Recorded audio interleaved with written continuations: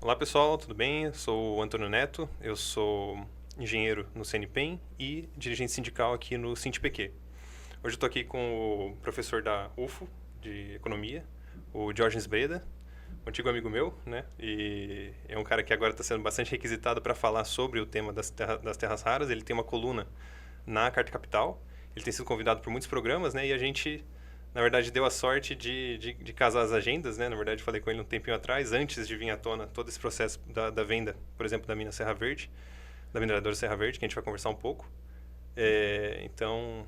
Boa tarde, Diógenes. Seja bem-vindo. Obrigado, Neto. Obrigado ao pessoal que nos escuta aqui do SINDPq. Queria estar muito tempo já aqui, né, conversando com vocês. Acho que é uma categoria estratégica no momento atual e estratégica para essa discussão sobre as terras raras, que no fundo é o debate sobre soberania e independência científica e tecnológica no Brasil. Que é um tema muito apreço meu e que, estando aqui com vocês, podendo dialogar com engenheiros, cientistas aqui desse aparelho, né, desse instrumento tão interessante, né, que é o Sirius e toda a infraestrutura científica que é ao redor dele. É um grande prazer, é um privilégio. Obrigado também por esse cumprimento. Diógenes, então, falando justamente sobre esse tema que vem em voga, né, nos últimos dias, né, que já estava sendo falado, ultimamente por conta, em especial, da guerra tarifária, né, que vem desde do início do ano, mas agora, principalmente, com essa venda, né, da mineradora Serra Verde em Minaçu, Goiás, para a empresa estadunidense USA Rare Earth, por 2,8 bilhões de dólares, ela foi retratada, né, acho que em muitos meios de comunicação, inclusive acho que dos dois lados do espectro político, como uma entrega de riquezas estratégicas a um país estrangeiro, né? Deputados do PSOL, né, como o Glauber Braga, Samir Bonfim, Fernando Melchiona, se não me engano, eles inclusive entraram com uma representação na PGR contra o ex-governador de Goiás, Ronaldo Caiado, do PSD, por essa mediação, né, desse contrato, né, que seria inconstitucional, né, dessa venda, pedindo anulação, inclusive, da venda. Essa mineradora, né, a Serra Verde, ela operava na mina de Pelaema, ali em Goiás, e que é a única mina de argilas iônicas de terras raras fora da Ásia que é capaz de produzir em escala, né, os elementos como neodímio, praseodímio, disprósio e térbio. Mas, afinal, né, esses elementos químicos aí, o que são, né, essas terras raras, né? Pode ser mais especificamente esses elementos, mas também os demais, assim. Qual que é a grande importância estratégica desses elementos para a economia global, em especial para os Estados Unidos, né, que está bem preocupado nos últimos tempos com esses minerais? E por que há tanta polêmica sobre a entrega das terras raras, especificamente nessa venda da Serra Verde para a USA Rare Earth, uma vez que essa empresa, Serra Verde, já era de capital majoritariamente americano e britânico? O que muda, né, com essa venda, né? Muito bem, vamos lá, por partes. As terras raras, elas são uma definição científica, né, química, estão ali na tabela periódica, os lantanídeos mais o ítrio e o escândio. Obviamente, o público especializado, cientistas, engenheiros que nos escutam conhecem muito melhor do que eu, sou um economista, mas essas terras raras, esses elementos, eles têm propriedades, né, muito semelhantes, são muito úteis na indústria, sobretudo na indústria de alta tecnologia, mas não só, a gente vai falar um pouco, né? Nem todas as terras raras têm a mesma importância estratégica, por isso é importante a gente falar depois dos minerais críticos, a relação entre terras raras e minerais críticos. Mas tem propriedades magnéticas, né, magnetismo forte, propriedades ópticas e uma resistência térmica grande, o que faz com que o uso de alguns dessas terras raras em ligas, né, ligas para ímãs permanentes, como a liga, né, o ímã de neodímio ferro-boro, ligas utilizadas para indústria de defesa, devido à alta necessidade de resistência térmica elevada, ou mesmo instrumentos ópticos, né, lasers, etc., tornam essas terras raras esses elementos fundamentais. A gente poderia tratá-los como as vitaminas, né, do sistema econômico, assim, nesse sentido, porque elas entram em composições, em geral, participações pequenas, né, dentro dos elementos, né, utilizados, das ligas, dos ímãs, etc. Mas sem eles, esses produtos não têm as propriedades necessárias para operar por exemplo, os ímãs, né, de neodímio ferro-boro, utilizados nos veículos elétricos, precisam ter resistência ao calor, né, eles não podem perder magnetismo em condições extremas, então as terras raras ajudam, ajudam não, né, tornam necessário o seu uso para que essas propriedades possam atuar. Existem terras raras que são usadas, digamos assim, não tem um uso estratégico, por exemplo, nos catalisadores de automóveis, né? Se usam terras raras, mas aí a gente já não está falando de aplicações de tecnologia de ponta. As terras raras são usadas desde o final do século XIX, eram usadas para iluminação urbana, nas mantas de iluminação urbana, as primeiras mantas de iluminação urbana, do século XIX para o XX, o Brasil e a Índia eram grandes exportadores, inclusive de areias monazíticas, né? E depois são utilizados ao longo do século XX em uma série de aplicações. O que acontece é que a partir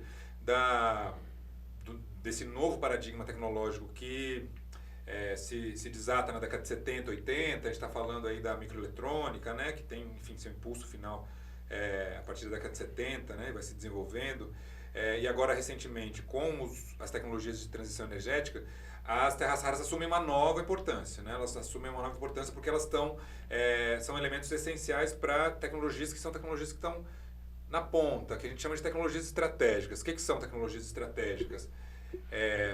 São tecnologias que coordenam, que têm uma função coordenadora do sistema econômico como um todo. Vamos pensar nas tecnologias digitais, chamadas digitais, né? Mas as tecnologias que envolvem microprocessadores, agora os data centers e toda a inteligência artificial que precisa de um hardware grande, né, que consome muita energia, etc.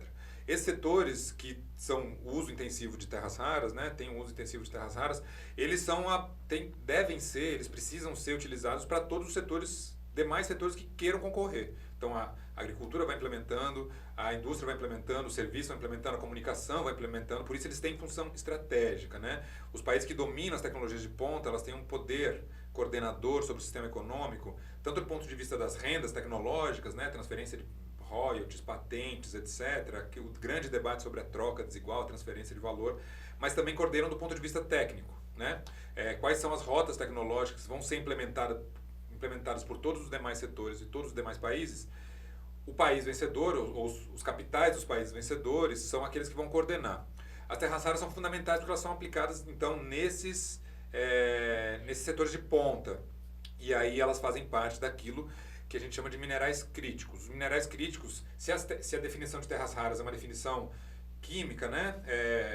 A definição de minerais críticos já é uma definição política, econômica, geoeconômica. Elas dizem respeito a minerais, sobretudo metais ou metalóides fundamentais. A gente pode falar dos energéticos também, né? Não é meu tema, mas entrariam os energéticos aí. São elementos essenciais, ou seja, alta essencialidade do ponto de vista do seu uso no sistema econômico e com alta vulnerabilidade do ponto de vista da oferta.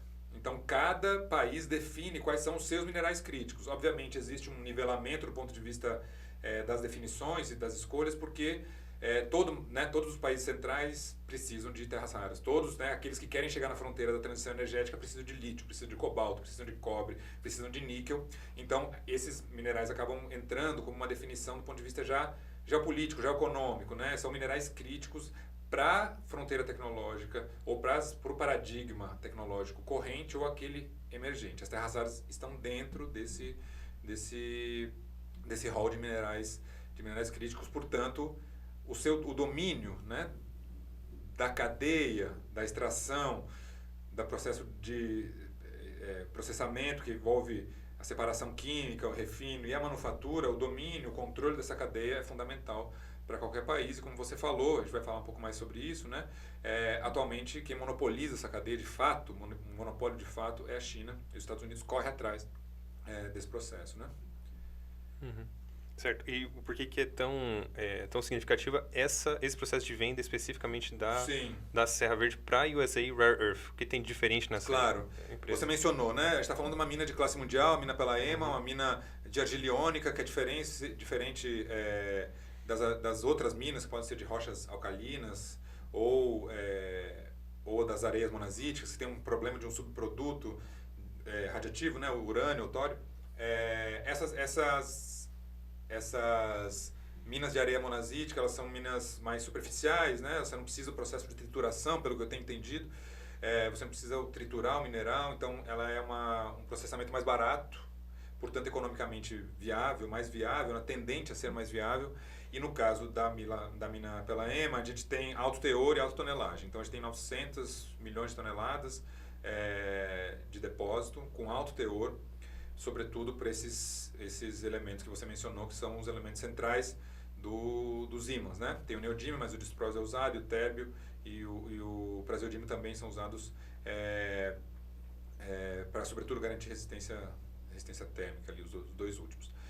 Então, a venda, ela expressa, primeiro, a aquisição por uma empresa estadunidense de um ativo que é um dos ativos que o Brasil poderia usar como um mecanismo de negociação dentro da geopolítica mundial, para terras raras e outras coisas. A gente vai falar como a China usa isso para lutar com os Estados Unidos. Mas a venda, ela não é só uma transmissão de propriedade, porque a mineradora Serra Verde já era de propriedade estrangeira, era um consórcio, uma holding britânica estadunidense. O problema é que a USA Rare Earth, ela é uma empresa que está dentro do escopo, que opera dentro, que faz parte, que é parte orgânica da estratégia de defesa e segurança dos Estados Unidos. É uma empresa, olha só, uma empresa que não opera nenhuma mina em lugar nenhum do mundo. A USA Rare Earth não opera nenhuma mina em lugar nenhum do mundo. Ela é uma empresa que tem uma concessão agora no Colorado, se não me engano, que não começou a operar ainda. Ela não produz, também não possui nenhuma planta de refino e separação. Ela era uma empresa muito pequena que ganhou musculação, foi bombada, né? Ganhou ali os seus anabolizantes pelo governo dos Estados Unidos. O Departamento de Defesa colocou 1,6 bilhões no ano passado nessa empresa, coordenado com um aporte na Serra EMA já antes da venda, o que me faz pensar que essa venda já estava encaminhada. Então, na mesma época que o Departamento de Defesa coloca 1,6 bi na USA Rare Earth, o Departamento de Comércio coloca 560 milhões na Serra Verde, o Departamento de Comércio via o DFC, que é o Development Finance Corporation, um banco de investimento estadunidense público, que colocou esse dinheiro na Serra EMA. Então, se articulou desde o final do ano passado, ou seja, já era sabido, tanto o governo federal quanto, enfim, né, a gente já sabia que tinha algo ocorrendo ali, que a Serra Verde já estava na mira, né, do governo estadunidense. A gente tem então uma empresa que não tem experiência mundial, uma empresa que não é uma empresa de experiência mundial, mas que vai adquirir uma mina em operação e vai integrar ela à estratégia estadunidense de construir internamente, internalizar a cadeia produtiva, sobretudo dos ímãs permanentes nesse momento, né?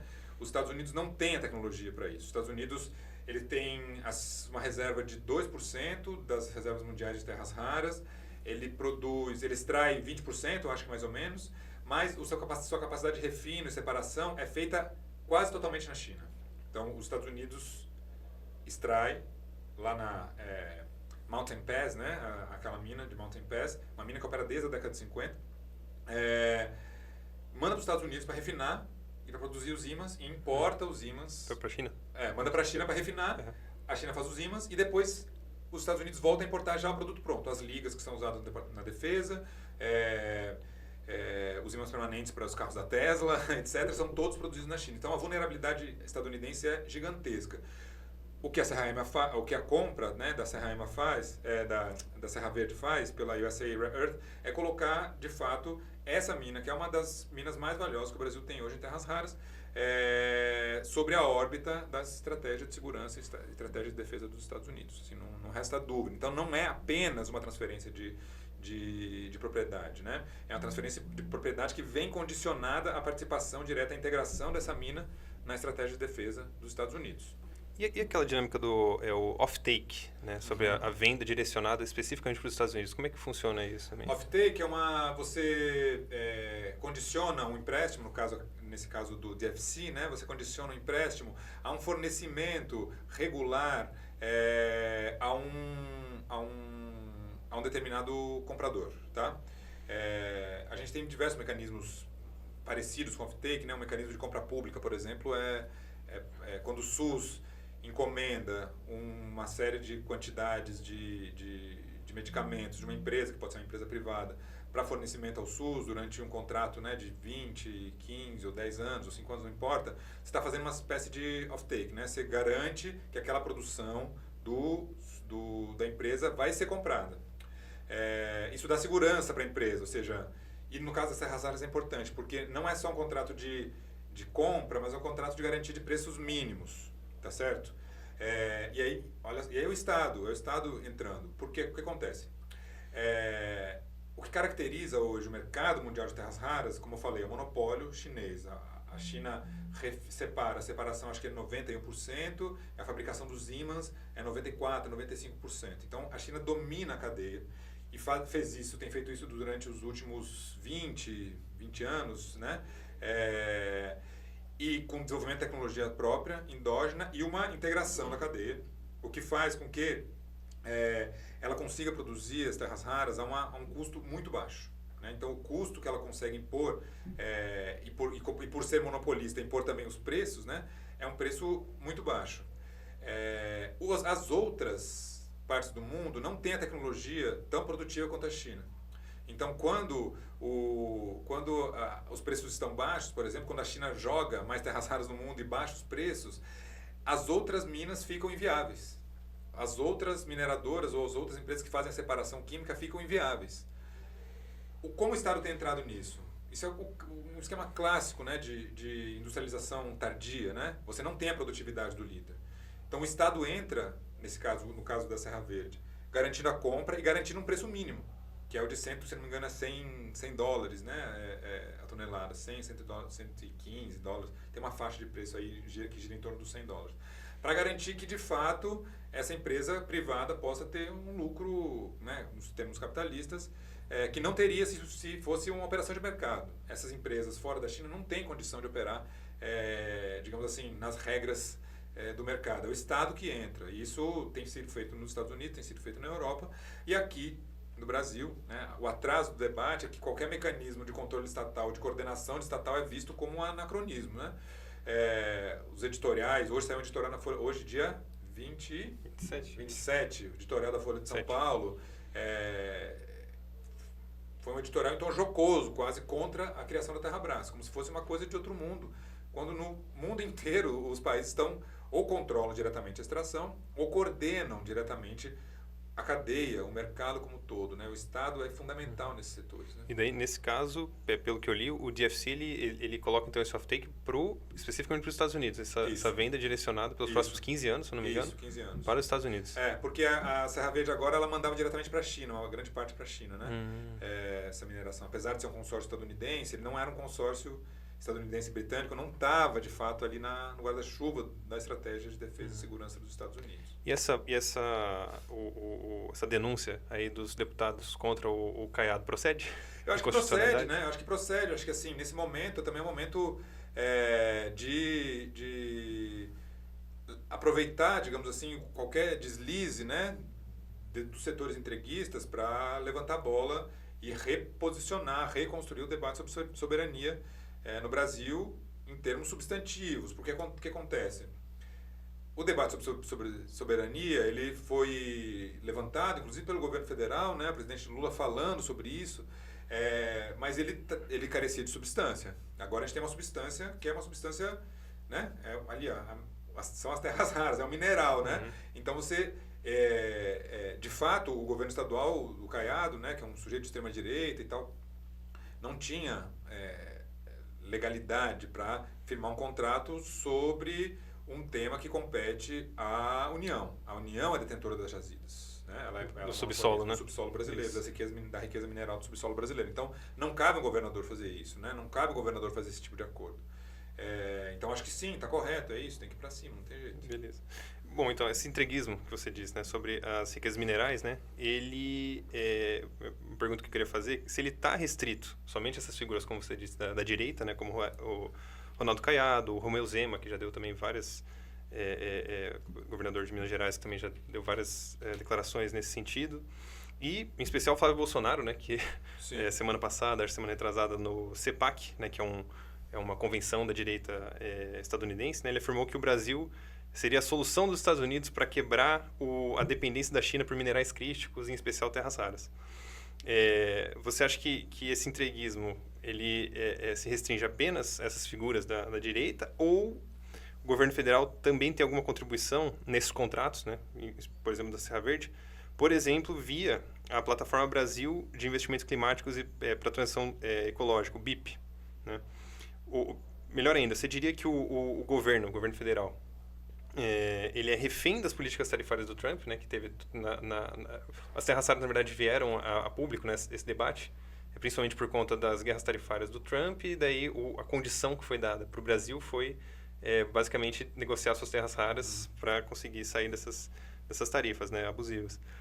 Então, você diria que o Brasil é um refém do Trump nessa investida tarifária aí, e por isso entrega as terras raras, ou faz parte, talvez, da estratégia econômica do governo, do Ministério da Fazenda, de Minas e Energia? Como você Eu acho que o Brasil não é refém do Trump, de maneira alguma, assim, né? Mas eu acho que é importante a gente qualificar, esse debate é complexo, né? A gente tem um setor, que é o setor que você mencionou, né? Enfim, o espectro de direita, extrema-direita, né? Historicamente entreguista do Brasil, historicamente convencida e beneficiária de segunda ordem desse desenvolvimento associado, ou seja, esse povo ganha dinheiro, né, entregando as riquezas do país, ganha dinheiro nas consultorias, ganha apoio para a eleição, vira sócio minoritário de uma outra empresa que fornece para o capital estrangeiro, dono de terras onde essas mineradoras ou o agro ou, enfim, o capital estrangeiro opera. Então, são setores que ganham, né? A questão não é meramente ideológica ali, né? Tem uma questão de vínculo orgânico. São agentes internos do capital estrangeiro. E ganham para isso, né? E esses sujeitos que você mencionou estão dentro desse espectro. E eu acho que ali tem um setor, né, de fato, entreguista, assim, que a gente qualificaria como esse entreguismo clássico da direita, né?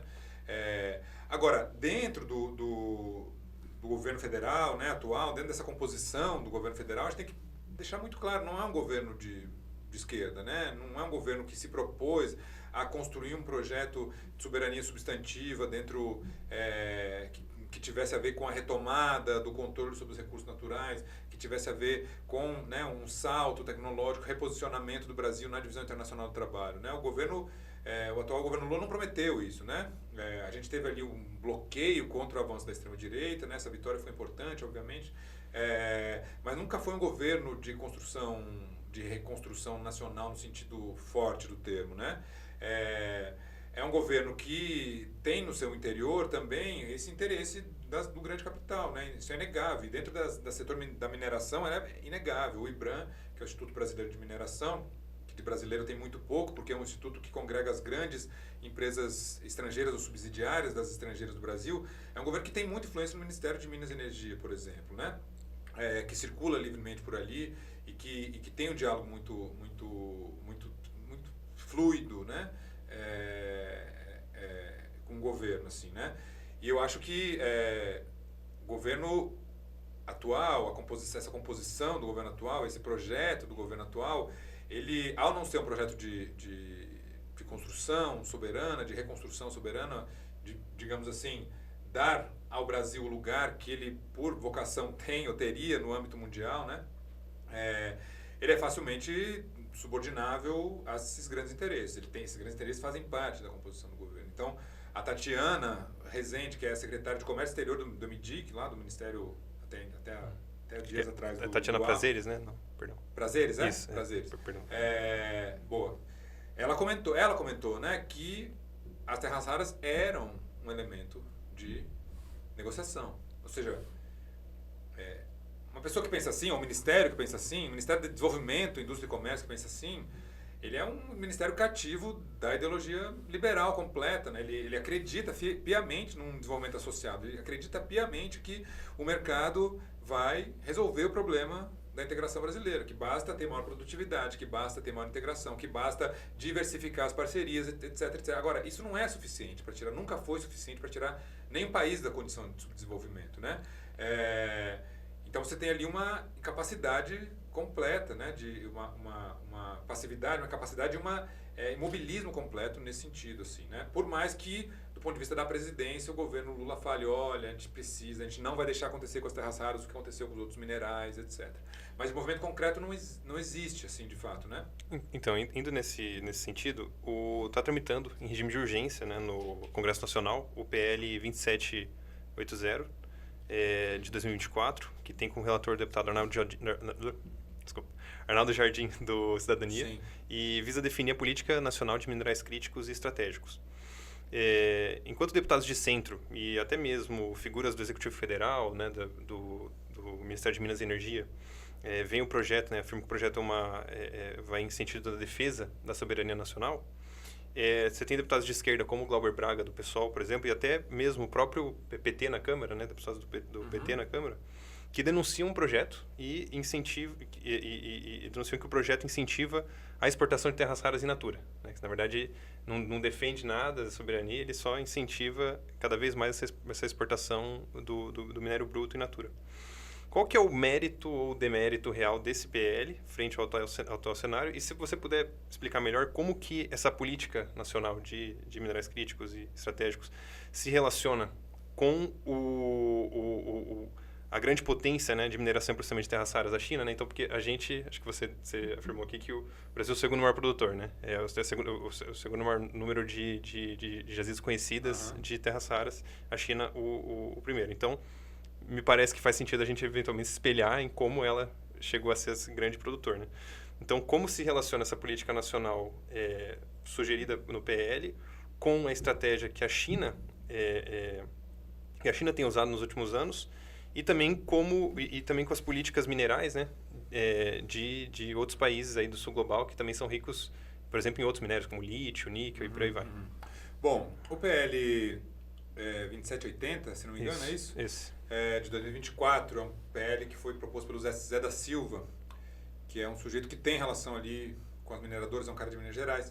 A relatoria hoje é do Arnaldo Jardim, que é terminantemente contra, palavras dele, né, a criação de uma estatal, de uma Terrabras. E é um PL que é conhecido como o PL do IBRAM, o PL das mineradoras, das grandes mineradoras. Por quê? Porque é um PL que sustenta o seu argumento em torno de algumas políticas, né? Eu diria, sobretudo, duas políticas fundamentais. Uma política que é uma ampliação das isenções, já elevadíssimas, vou falar um pouco disso, isenções fiscais, né?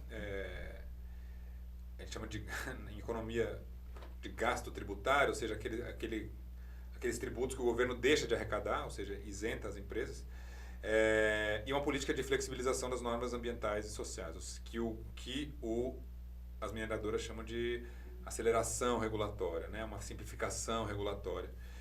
O primeiro desses aspectos é o aspecto da isenção.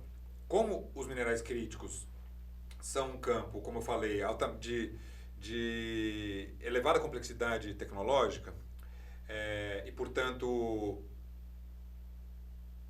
tendem para os países e empresas ingressantes a ter uma taxa de lucro menor, né, inferior à média da mineração, porque os processos são mais complexos, mais caros, etc. As mineradoras tendem a pedir menos impostos para garantir mais taxa de lucro e, portanto, para que eles chamam de viabilizar o investimento. Olha, para que a gente possa investir em algo que é tão caro como as terras raras, como a separação, para que a gente possa criar uma planta de separação química de terras raras, cujo processo ali técnico, tecnológico é altamente específico, altamente complexo e caro, a gente precisa pagar menos imposto, porque aí a gente vai ter mais caixa para investir nesses processos complexos, né? Qual que é a realidade nos últimos anos, né, do setor mineral? O setor mineral brasileiro é um dos setores que tem maior nível de isenção fiscal, né? Não paga exportação para mineral bruto. Por conta da Lei Candir? Lei Candir, né? É isso, com a Lei Candir, entre outras coisas.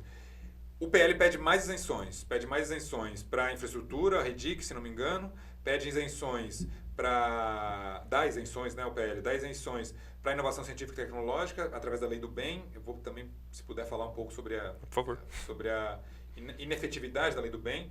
E pede, em contradição, inclusive, com a lei do bem, pede isenção para importação de máquinas, equipamentos, propriedade intelectual, patentes relacionadas à mineração. Então, também estão pedindo isenção para importar máquinas, equipamentos, conhecimentos, o que é uma contradição, né? Se a gente quiser aqui produzir ciência e tecnologia, e temos condição para isso, a gente pode falar sobre isso mais tarde, depois, sobre essa inteligência brasileira de terras raras, que não é pequena, né? Não é pequena. Está indignado, inclusive, com o que está acontecendo, mas não é pequena. Esse PL pede isenções e mais isenções e mais isenções, né? O setor mineral brasileiro já tem uma série de isenções nos últimos 20, 30 anos, nunca procedeu a um processo, de fato, de industrialização. Nem no nióbio, que é o mais avançado ainda, a gente está falando de carbonatos, misturas muito básicas aqui. O Brasil é o maior exportador de nióbio, nem no ferro, nem na bauxita, então esse tanto de isenção que o Brasil teve, que as mineradoras teve, não se transformam de fato em criação de capacidade científica tecnológica interna, tá? O que acontece? Essas isenções são apropriadas na forma de lucro, né? A gente viu isso com as empresas estrangeiras no governo Dilma, no Dilma II lá, né, com as isenções para a linha branca, desoneração da folha para a linha branca, automóveis. O que as empresas fizeram? Investiram, contrataram mais? Não. Pegaram aquelas isenções e transformaram em lucro, transformaram em receita, né? Mas o PL pede isso. E aumenta as isenções, e gravemente aumenta as isenções sobre importação de patentes, de conhecimentos, de máquinas e equipamentos de mineração, que poderia ser um mercado que o Brasil desenvolveria aqui dentro. O segundo é a flexibilização das normas ambientais e sociais. As empresas mineradoras pedem isso, sob qual argumento? Olha, tem uma fronteira tecnológica que avança rapidamente. O lapso entre a descoberta de uma mina, a pesquisa mineral e a efetiva operação de uma mineradora é em torno de 10 anos. A gente tem que acelerar isso aí. E como a gente acelera aí? Bom, alvarás mais rápido, mas, né, efetividade nesse sentido, assim, diminuindo todas as condicionantes num país que foi o lugar dos dois maiores crimes ambientais relacionados à mineração no mundo, Brumadinho e Mariana, né? Então a gente teve na legislação atual, a legislação atual brasileira produziu dos dois maiores crimes ambientais da mineração no mundo, né? Então não faz sentido flexibilizar. O que você precisa é maior controle estatal, maior participação social e agilidade, eventualmente, dentro desse complexo de cercamento das mineradoras. Precisa cercar as mineradoras, do ponto de vista socioambiental, garantir a operação, etc., mas precisa cercá-las. E, inclusive, do ponto de vista de um projeto nacional, impedir a mineração em áreas sensíveis. Mas, para isso, a gente precisa ter controle sobre os recursos, porque as empresas estrangeiras, o que elas querem é exaurir ao máximo os depósitos. O alvará de lavra que uma mineradora ganha é um alvará até a exaustão da jazida.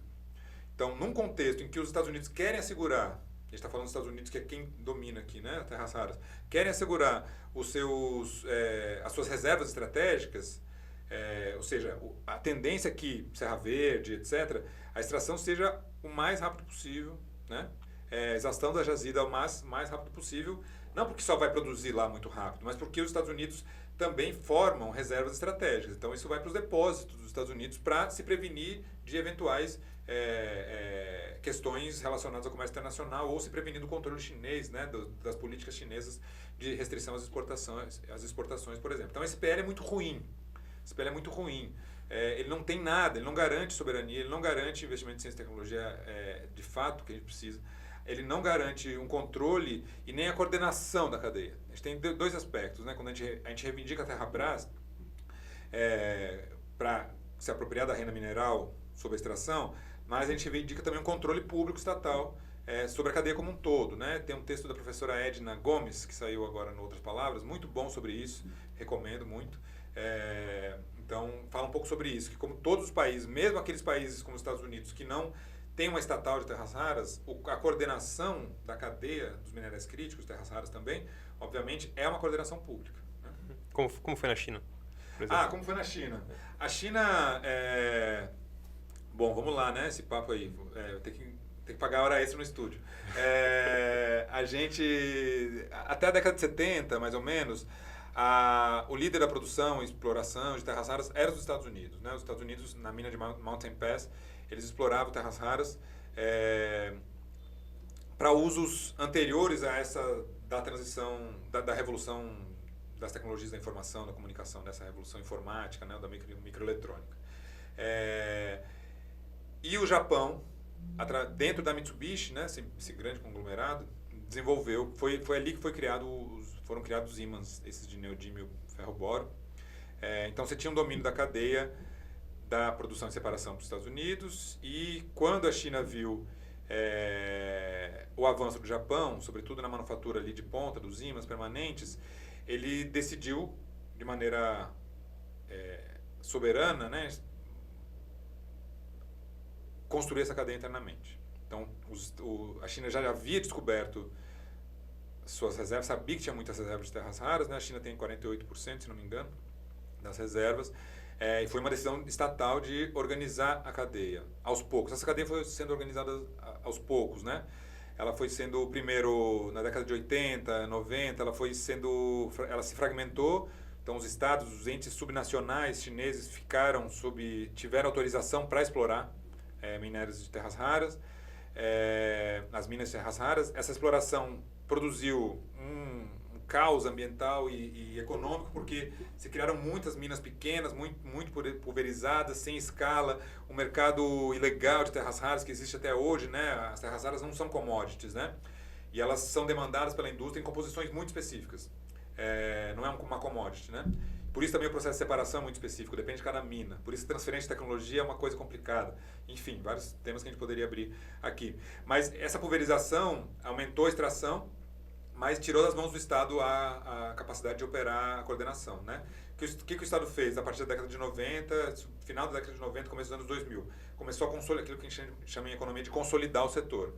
Comprou o setor estatal, né? A China cria duas empresas estatais, do norte e do sul, começa a comprar as pequenas e começa também a eliminar aquelas que estavam operando de maneira muito ilegal, né? Fechar minas. Então a China, de fato, através da operação do Estado, conseguiu, inclusive, diminuir o impacto ambiental da mineração, porque eliminou as pequenas minerações, aquelas muito clandestinas, pequenininhas, rifou, não existe mais. Então, hoje a China, desde então, né, a China organizou em duas, isso foi um processo progressivo, assim, em duas grandes estatais, que são monopólio do Estado chinês.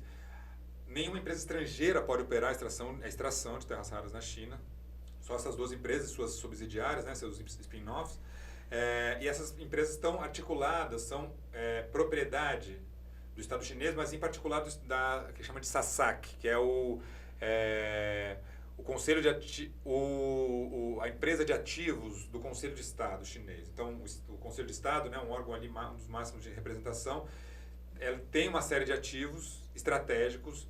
É na SASAC que se concentram as principais empresas estatais chinesas.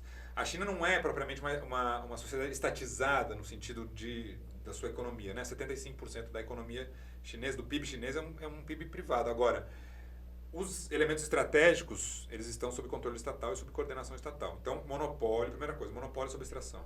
2, coordenação da cadeia. A China começa, então, a aceitar investimento, inclusive estrangeiro, nos processos de separação, refino e manufatura, sempre quando haja transferência de tecnologia, sempre quando a China ou empresas chinesas possam entrar como parceiras desse processo. Então, a China foi ganhando capacidade tecnológica, a maneira como se fez nas zonas econômicas especiais, as ZEs, né, os ZTS chinesas. Ou seja, você usa um ativo que você tem como moeda de troca, como poder de barganha. Você fala, eu tenho aqui reservas de terras raras, vocês podem explorar, desde que você transfira a tecnologia. Esse é um passo, né?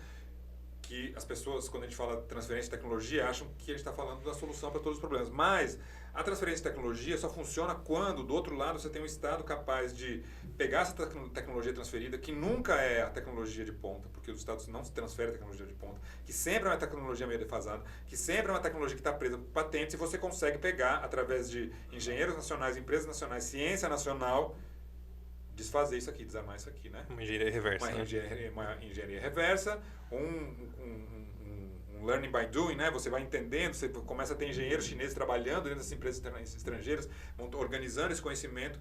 E a China foi fazendo isso de maneira muito importante nas terras raras. Hoje a China é a maior patenteadora de terras raras, tem patentes de terras raras disparado, né? Está na frente dos Estados Unidos. Tem uma universidade só dedicada a isso, uma universidade tecnológica só dedicada às terras raras e suas aplicações. Então, é isso, coordenação estatal da extração até a venda. E agora, finalmente, a partir de 2010, começa a usar o seu monopólio de terras raras como arma, né? A gente tem em inglês tem um verbo para isso que é weaponize, né? Transformar em arma, né? Usar como arma. Armificar. Né? Armificar, né? Sei lá.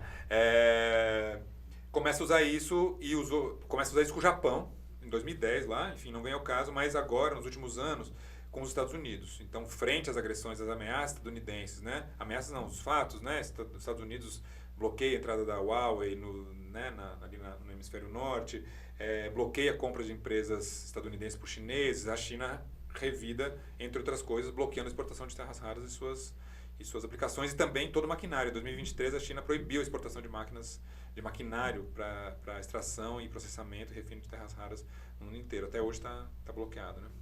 Caramba! Então, justamente sobre o que você trouxe alguns momentos aí, a Terrabras, né? E agora você colocou que tem basicamente duas grandes estatais, uma ao norte e outra ao sul da China, que dominam todo o processo produtivo, toda a cadeia produtiva das terras raras na China, né? Então, vamos falar um pouquinho da Terrabras. Nos seus textos, você defende o monopólio estatal sobre a pesquisa, a lavra e separação, né, processamento dos minérios de terras raras sob essa empresa que seria a Terrabras, né?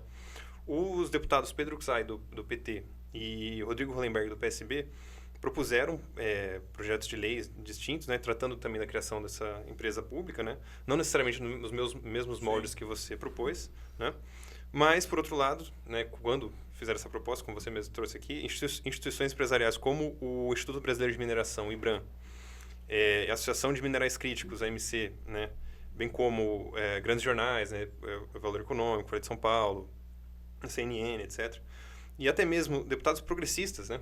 Quando eu vi isso no Instagram, fiquei até surpreso. O Ricardo Galvão, que é ex-diretor do INPE, ex-diretor também do CNPq, ele e até depois o próprio Palácio do Planalto, né, se colocou contrário a essa ideia de criar uma Terrabras, né?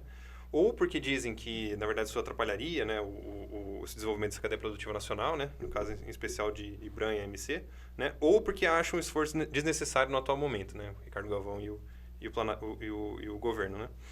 Por que você julga necessária a criação da Terrabras? E além dessas questões econômicas, né, você trouxe um pouco a questão ambiental, né, isso também, se você puder trazer como se relaciona, né, a Terrabras com o garantimento ou não do cumprimento de uma legislação ambiental mais rígida, lembrando, como você trouxe, né, que as monazitas, por exemplo, têm presença de materiais radioativos como urânio e bório, e tório, né? Então, se puder falar com a gente. Atualmente, assim, minha posição hoje é uma defesa do monopólio estatal, sobretudo sobre extração, sobre mineração, pesquisa e mineração.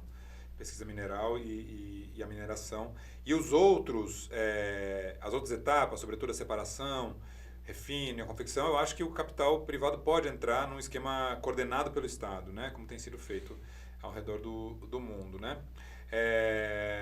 Bom, a primeira coisa, eu acho que é importante a gente recalcar que o âmbito dos minerais críticos, a ação do Estado sobre os minerais críticos em geral e terras raras em particular, não é uma ação que está movida unicamente por questões econômicas. A coordenação estatal, a entrada do Estado gastando dinheiro para criar setor interno, para garantir controle interno, ele não se deve somente a questões econômicas, não é simplesmente a questão econômica, são questões de segurança nacional, questões estratégicas, tá? Se fosse pelo peso, pelo tamanho, digamos assim, do mercado de terras raras, a gente poderia dizer, olha, fica para o setor privado. O mercado de terras raras no mundo hoje é um mercado de 6 bilhões de dólares. Comparado com o cobre, o mercado do cobre é de 900 bilhões. As terras raras não importam pelo lucro que elas dão ou deixam de dar na extração, na produção. Elas importam porque elas são fundamentais para garantir a segurança dos países. Elas são fundamentais para produzir lá na frente os setores que sim são altamente lucrativos, né? Então, em geral, inclusive, essa primeira parte da extração e da separação são deficitários do ponto de vista econômico. Basta ver um Estado ter que garantir um preço mínimo para a compra do minério, de um óxido, né? Nesse caso de um carbonato misto, ali, de um composto misto de terras raras. Então, por que tem que garantir o preço?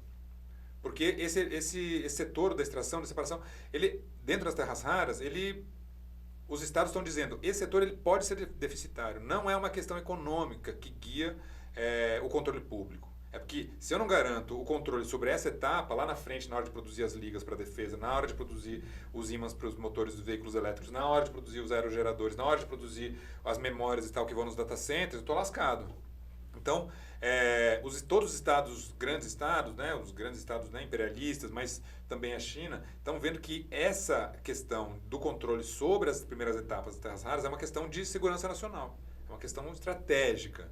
Então, estão se propondo... Então, o que a gente está chamando, o que muitas pessoas chamam de esforço desnecessário, e no caso do Brasil se traduz gasto fiscal, né?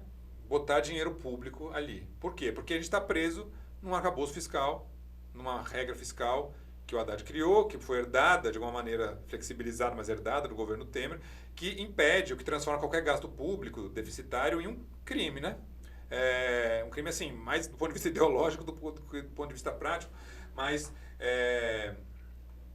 não são questões, não são motivos econômicos que movem a estatização desse setor, o controle público, são motivos de outra ordem, sobretudo, de segurança nacional.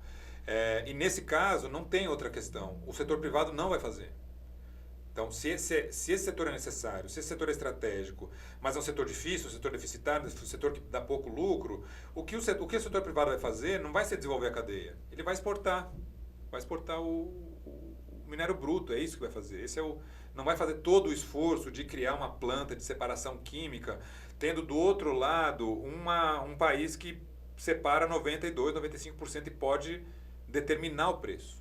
Né? Pode baixar o preço para quebrar esse sujeito que está aqui fazendo a separação. Então a empresa privada não vai fazer.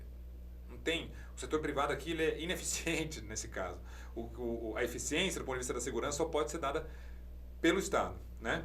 Então esse é o primeiro ponto. Esse é o ponto da defesa da Terrabras. Se o Brasil quiser transformar esse ativo, as terras raras, produzir uma cadeia minimamente robusta aqui, empregando, fazendo com que esse monte de engenheiros que a gente forma no Brasil, cientistas, não queiram ir para fora do país ou não vão trabalhar em outros trabalhos. Isso tem tudo a ver com o que a gente está falando, né? Se quiser criar emprego científico, tecnológico aqui, quem vai fazer isso é o Estado. O Estado impondo condições, né? Impondo as regras, impondo e gastando dinheiro.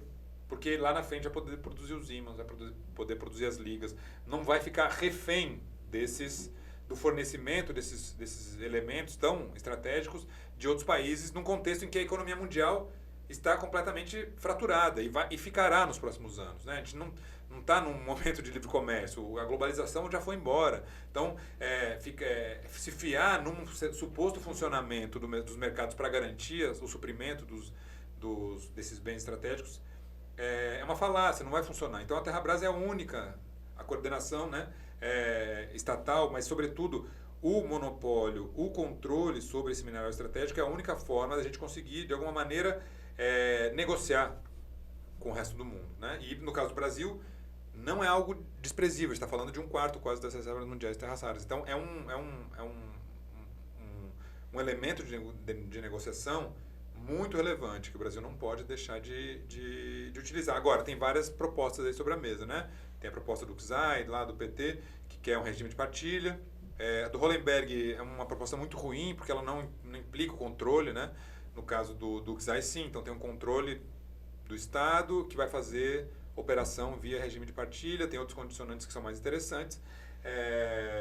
Mas, de certa forma, quando a gente está negando a Terrabras, para mim, na minha perspectiva, a gente está negando a única forma, de fato, de controle, da gente ter algum poder nesse esquema internacional das terras raras, né? O Glauber Braga ele tem se posicionado bastante, né, sobre as terras raras e tudo mais.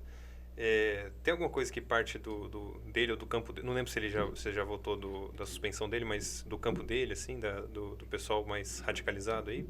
Eu não sei, acho que não tem nenhum projeto de lei, assim, não? Né, nesse caso. Acho que não tem ainda nenhum projeto de lei. então não tenho visto do lado dele, assim. Então, bom, estamos terminando aqui nosso tempo aqui, mas justamente, acho que engatilhando nessa pergunta, vamos para a pergunta final, Claro. né? Que, falando, né, sobre da esquerda radical e, na verdade, contrapondo ao que a direita entreguista, né, tem se proposto, né? Parece que é basicamente uma disputa, né, uma corrida entreguista entre Caiado, Zema, Flávio Bolsonaro, né? Você também disse que tem os interesses individuais desses políticos, mas também tem os interesses políticos aí de mostrar para o Trump quem que é o mais entreguista, quem que vai ser o melhor candidato que vai apoiar ele numa eventual eleição. Você acha que também um chamado... O Jones Manuel fala bastante disso, do nacionalismo de recursos, né?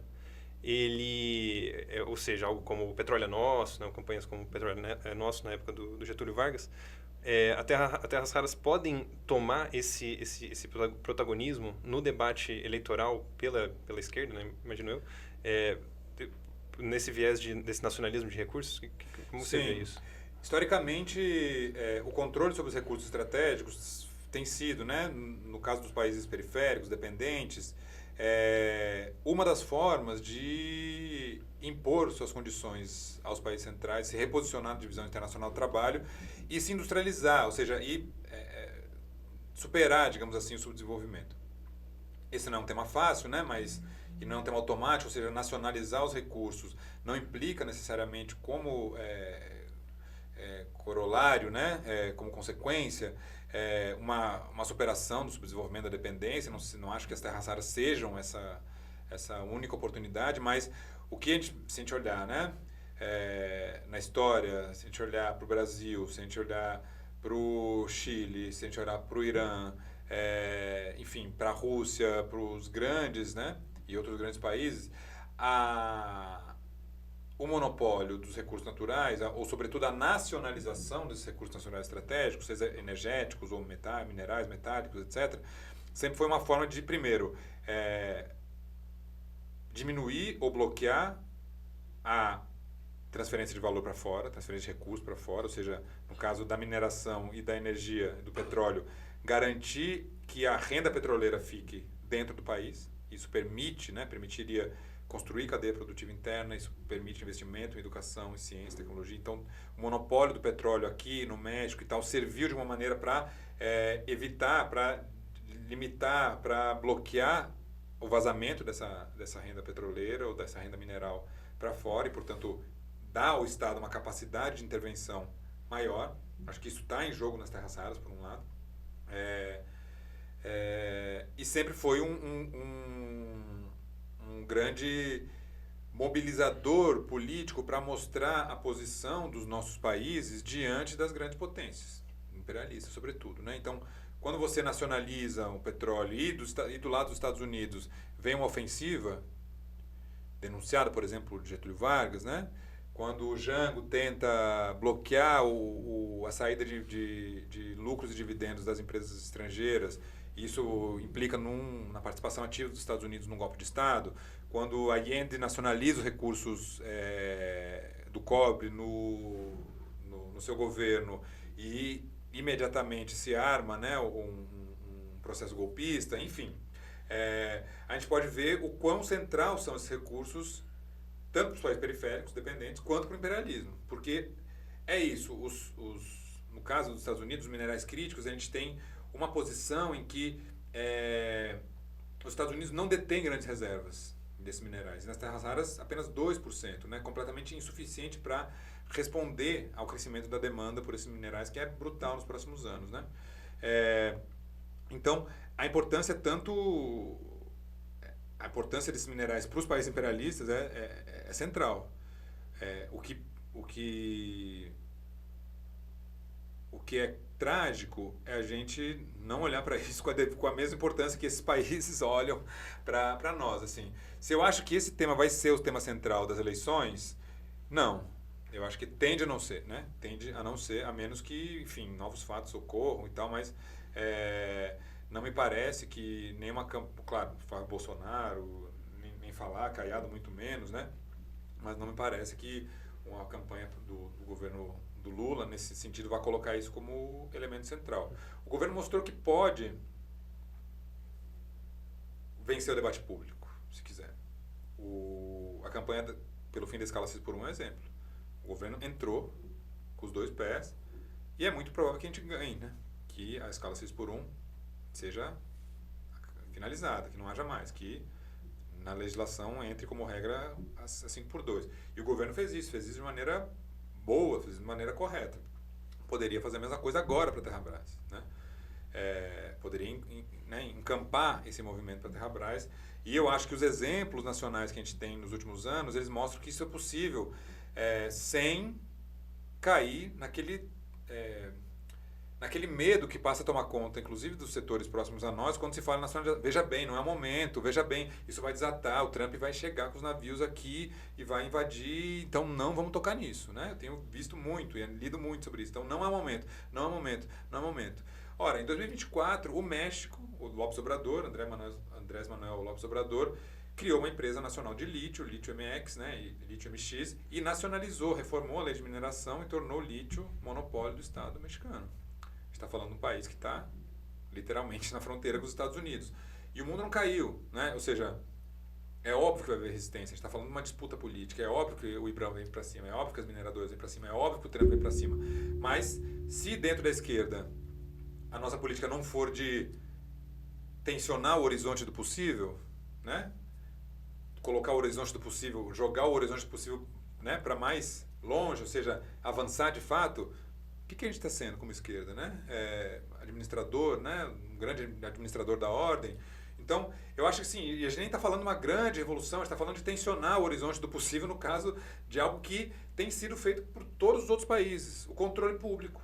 Em muitos casos estatal, do controle mesmo, da operação estatal, em outros casos a coordenação da cadeia como um todo, essa tem sido a regra. Né? Foi o caso da Indonésia com níquel, né? Uma coisa parecida. Isso, a Indonésia também, né? Muitos países proibiram já, República Democrática do Congo, Zimbábue, Indonésia, tem proibido a exportação de mineral bruto ou de baixa manufatura, de baixa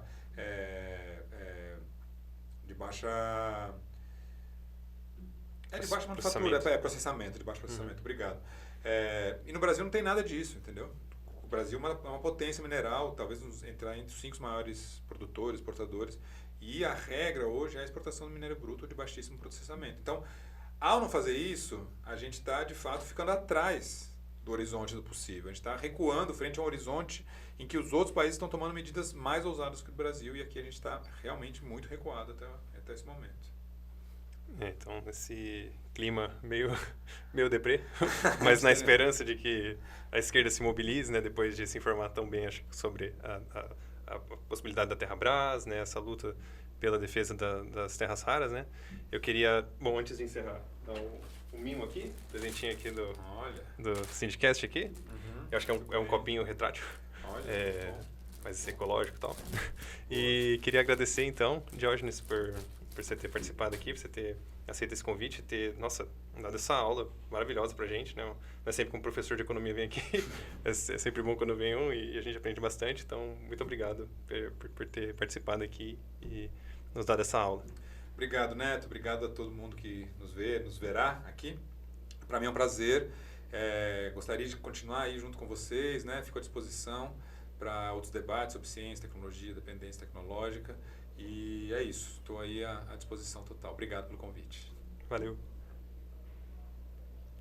Boa. Nossa. Ai.